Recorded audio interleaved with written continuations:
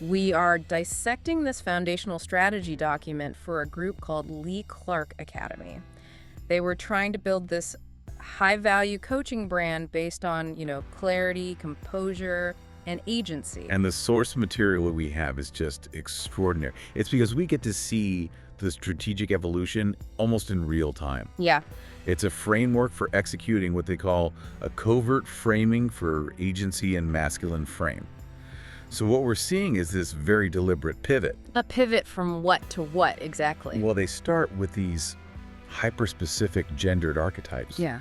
And then they execute this, really complex language shift to create a gender-neutral, outcome-focused message that, in the end, is just so much more powerful. Right. So our mission today is to really get into the tactical genius behind this. We're going to analyze just the astonishing detail they put into understanding their audience's pain points, and then try to figure out the why behind that crucial strategic choice, that decision to go covert. How do you broaden your reach without watering down the whole mission, especially when it's about something as intense as sovereignty? Yeah, that's the core question. So let's jump right in. Let's start with the segmentation that really anchors this whole thing. Okay, so to start, the strategist identified 4 archetypes. Yeah.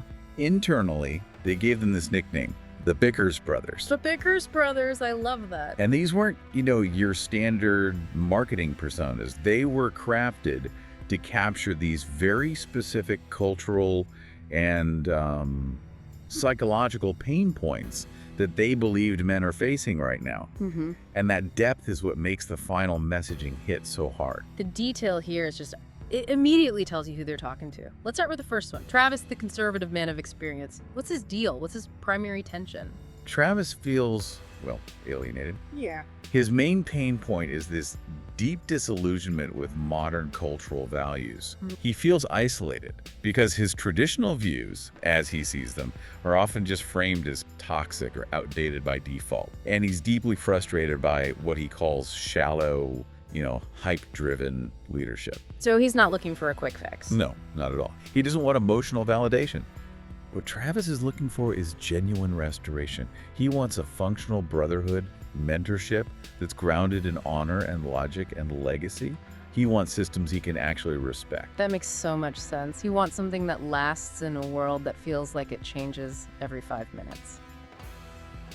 Okay, so next up is Chad the man with diminishing options. Yes. This one, to me, it speaks to such a widespread modern anxiety.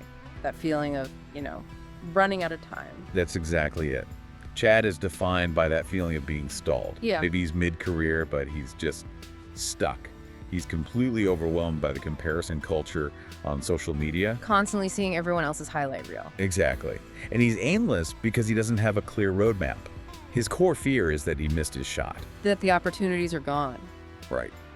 That he should have capitalized on them, and now they're just gone. Yeah. So he needs clarity. He needs courage. He wants a roadmap out of mediocrity. But, and this is key, any motivation has to respect his intelligence. If it sounds like a pep rally, he's out. Okay, then we kind of shift gears a little bit to Brad, the capable but undermined guy. This is someone who's actually competent, right? He delivers results, but he's just constantly overlooked. Yeah, or second-guessed in corporate environments, or by passive leadership. Brad's frustration is all about the gap between his capability and his recognition. So he's good at his job. He's very good at his job. But he is exhausted by all the performative politics, the leadership styles that reward visibility over actual results. He's looking for validation through mastery. Not compliments. No, not compliments, not political points. He wants results and power. His goal is to find tactical strategies to get ahead without, selling out. He's that quiet operator who just needs the sharpest tool you can give him. And finally, we have the most, emotionally driven of the 4. Conrad the romantic, using outdated tools. This one really nails the challenge of dating right now. It really does. Conrad is idealistic about love, about connection, but the methods he learned, they just don't work in the digital world. Right. He's using these outmoded strategies for relationships, and he feels completely invisible. He wants to be romantic, but he's terrified of becoming a meme, a joke. Yeah, subject of ridicule online. Exactly. So he's looking for modern tools to bridge his authentic, heartfelt intentions with, the tech of today.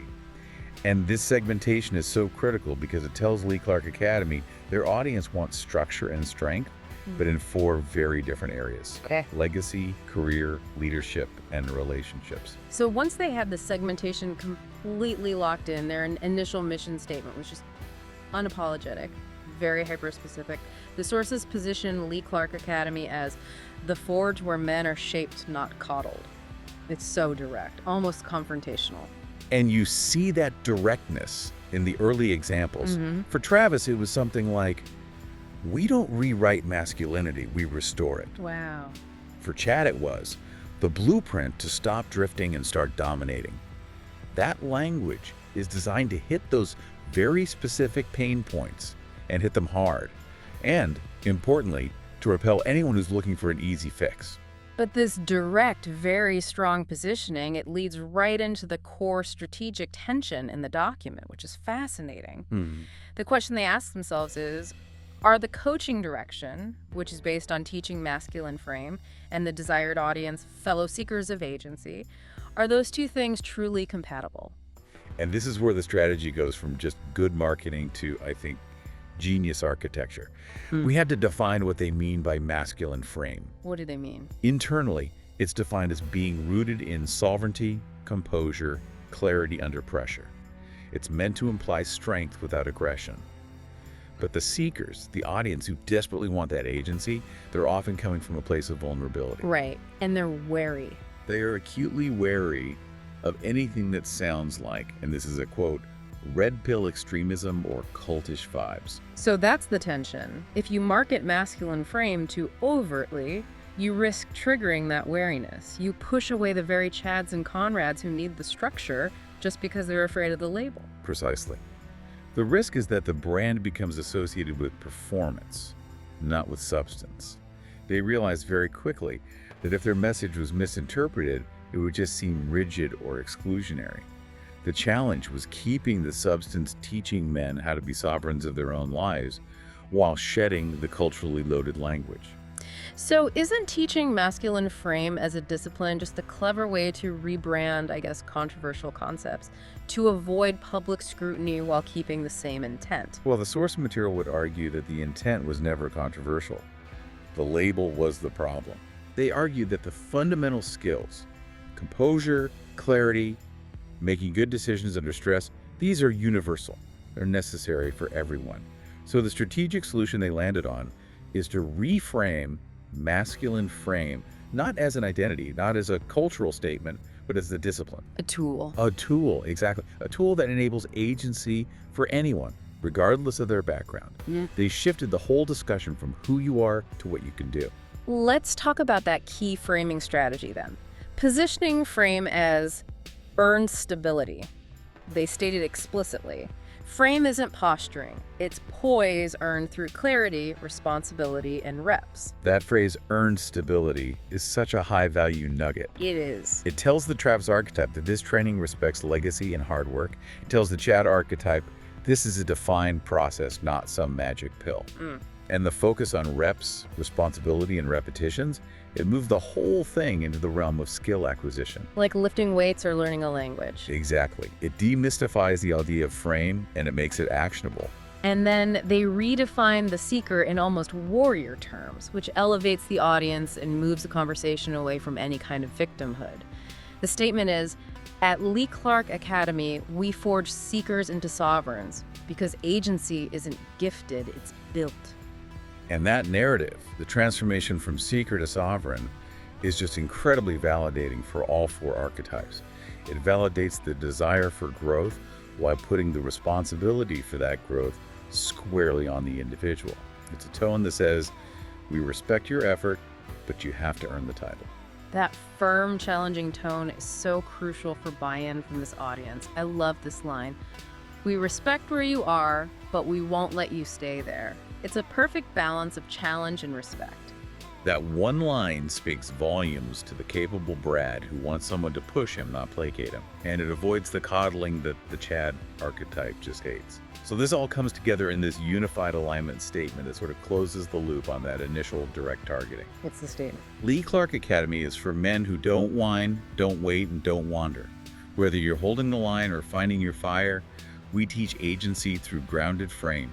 No hype, no gimmicks. Okay, that clarifies their initial alignment. But the truly strategic move is what comes next. The decision to become more covert. Was this just a market calculation, maybe to capture a broader audience, like professional women who also want these skills, without actually changing the coaching? Oh, absolutely. It was a market calculation, but it was one based on strategic inclusion, not dilution.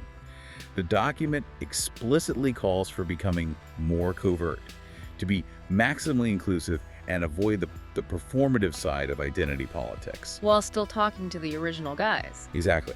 While still speaking directly to the underlying needs of the original 4 archetypes. The goal was to attract anyone who embodies those core pain points, not just men. The core shift here is, it's profound. They decide to stop naming the demographic. Stop saying men, stop saying masculine, and just start naming the universal outcome. So instead of masculine frame training, it becomes for people who refuse to be moved by chaos. And that is the genius of the covert strategy. By focusing purely on the outcome, they created this incredibly powerful filter.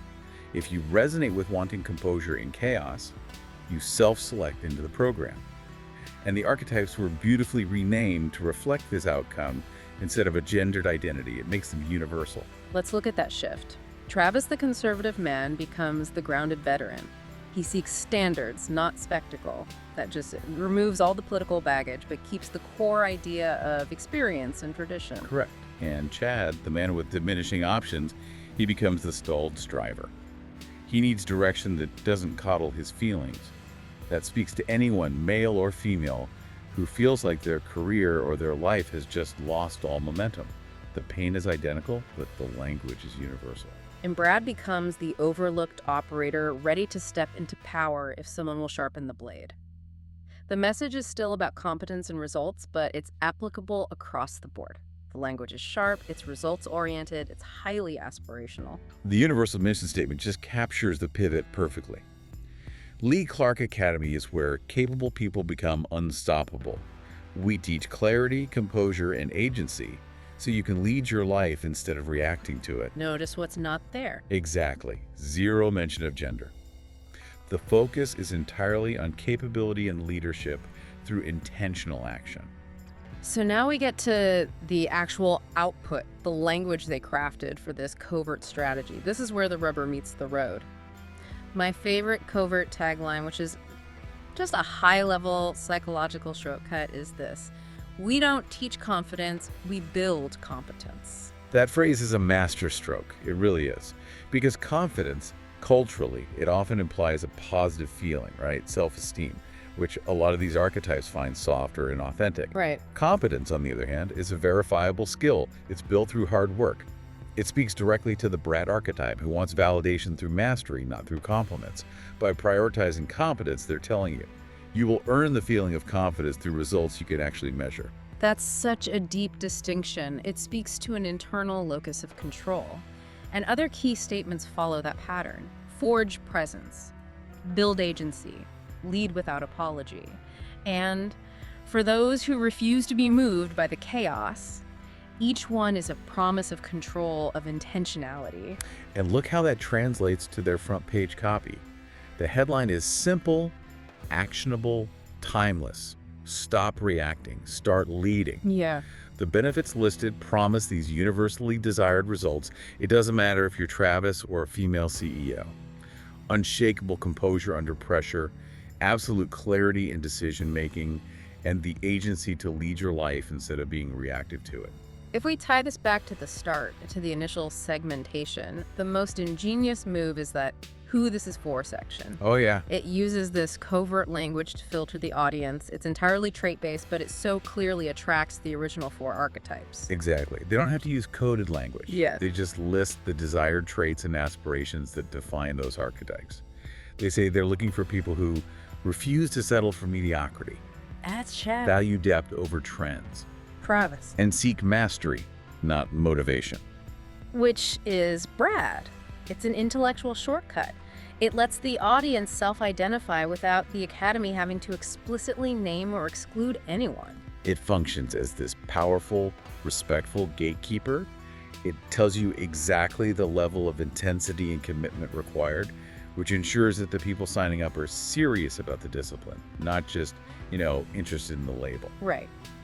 And then finally, the ad hooks distill the entire mission into a single punchy line. Like, you're not confused, you're just surrounded by noise. Yeah, that one speaks directly to the overwhelm of the stalled strider. It gives them immediate clarity. Or most people react, leaders respond. I mean, that elevates the entire coaching curriculum from just life improvement to acquiring genuine leadership qualities. And that is the mastery of the approach.